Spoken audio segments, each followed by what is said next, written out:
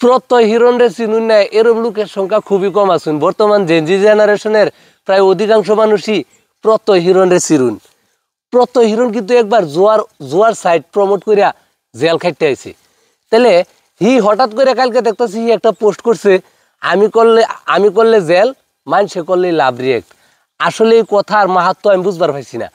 পরে আমি কমেন্ট বক্সে গেছি, যায় দেখি মানুষের মতামত দেখে বুঝলাম যে আমরা যে সাকিব আল হাসান বাংলাদেশের প্লেয়ার, আমরা আইডল মনে করি, এই ব্যক্তি একটা জুয়ার সাইট প্রমোট করছে, যার কারণে এই কথাটা কইছে যে আমি করলে জেল, মানুষে করলে লাভ রিয়েক্ট। আসলে সাকিব আল হাসানের ওই পোস্টে কি পরিমাণ লাভ রিয়েক্ট করছে এইটাই আমরা ডাইরেক্ট একেবারে মাঠ পর্যায়ে যাই দেখপাম। যদি আপনারা এই বিষয়টা দেখবার চান তাহলে আপনারা আমার লগে থাকুন। আমি আপনার করে দেখাইতেছি সাকিব আল হাসানের ওই বিজ্ঞাপনের মধ্যে কত হাজার লাইক পড়ছে, কতজন মানুষের লাভ রিয়েক্ট দিছে, কতজন অ্যাংরি দিছে, কতজন হাহা দিছে। এই বিষয়টা আপনার করে এখন আমি সরাসরি দেখাই আমি ধান ক্ষেত থেকে। আমার কথাটা কিঞ্চিত পরিমাণ মিশা কথা না, ব্যাগটাই হাসা দেখাইতেছি। এই জায়গায় টোটাল লাইক পড়ছে সাকিব আল হাসানের ওই পোস্টার মধ্যে, টোটাল লাইক পড়ছে আপনার 2,09,000 টোটাল এভরিথিং সব মিলায়া লাইক। 85,000 মানুষে দিছে হাহা রিয়েক্ট, মানে এটা হাস্যকর। 59,000 মানুষে দিছে লাভ রিয়েক্ট।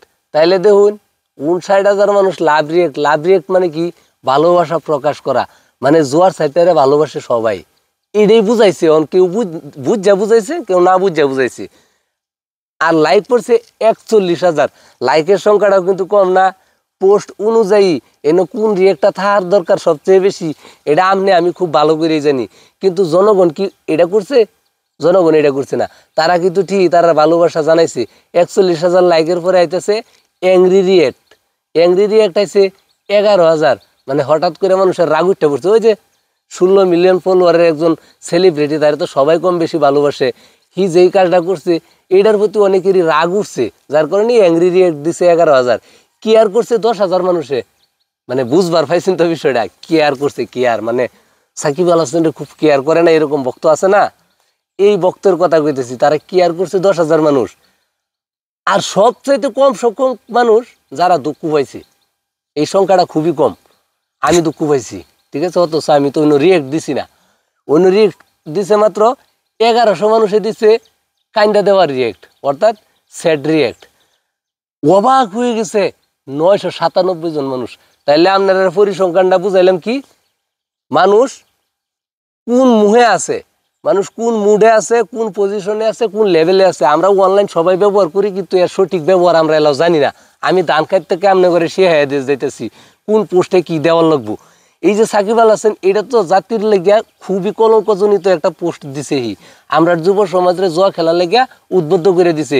এই পোস্টে থাকা দরকার আছেন যে তৈরি লাইক পড়ছে 2,09,000। 2,09,000-এর মধ্যে 1.5 লক্ষ লোকেরই এর মধ্যে অ্যাংরি লাইক থাকার দরকার আছেন, বিরক্তিকর একটা লাইক থাকার দরকার আছে। এই জায়গায় সবাই আমরা সমর্থন জানাইছি, লাভ রিয়েক্ট দিছি, হাহা দিছি।